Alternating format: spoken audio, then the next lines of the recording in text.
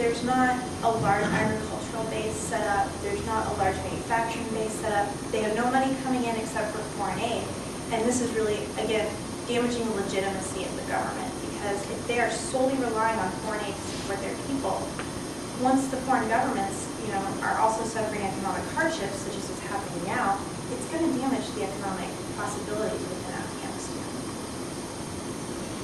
Let's talk about problems and solutions. Lintz and Stepan, the two of the primary theorists that I worked with, cite two primary problems that can be hurdles to a democratic regime. The first one is that of national identity, and the second one is that of economy. And so I grouped national identity into this overarching issue of sovereignty. Is Afghanistan truly being able to make itself sovereign? And I think the answer is no, they're not. They're not able to establish their own security, and they're not able to provide for their own people within the country. And so they need to be able to establish this issue of security. And then, if you think back to the maps, if you think to how many colors those maps were split into, that shows large tribal fractionalization all across the country. And until all of those tribes come to this idea of a national identity of an Afghanistan instead of, a Pashtunistan or a Hazara country or anything like that, they're not going to be able to truly come together as a democratic country. And secondly, of course, once again, the economic crisis. Until there is an economic system established within Afghanistan, we're going to see them continuing to rely on foreign aid. So, how do I propose to fix this? I recommend a strong and transparent government, which of course is the catchphrase of democratizers around the world. Excuse me.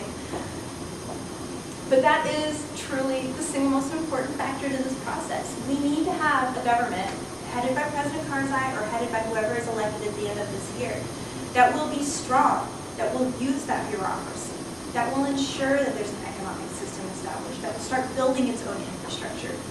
But the people also need to see transparency within the government.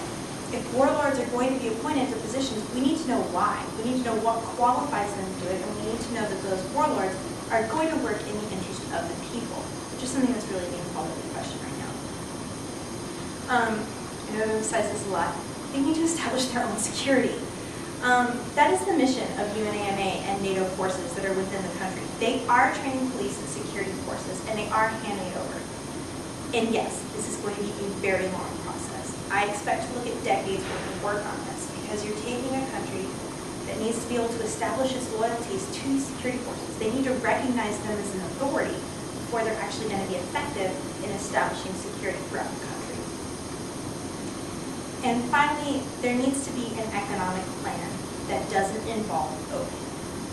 I sort of have this idea that involves sugar beets. You're welcome to question me about it during the question and answer session. But they need an economic plan, just as much as all of us need an economic plan right now. But they didn't start with anything. They need to have a starting point. They need to have something they can export, something they can sell to the rest of us to get money flowing within the country and start building that economic autonomy that we're looking for. Are there any questions? Would you like to go? Yeah. I'll start with one or two questions, and then I'll let other faculty members comment. You said in your recommendations, you said a strong. What exactly do you mean by that? Sort of in practical terms. What does that mean?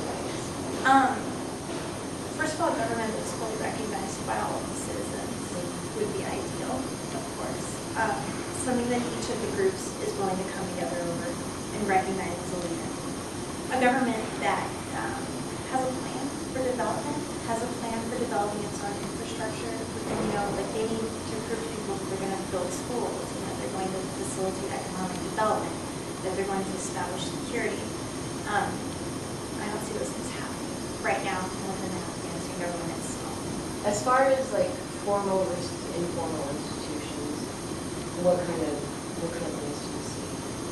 Like formal institutions, you said governance structures, things like that, establishing a plan. I mean, those are very formal. But what about, because you're dealing here with a country that isn't really a cohesive country but has its own regional honor codes and cultures. Right.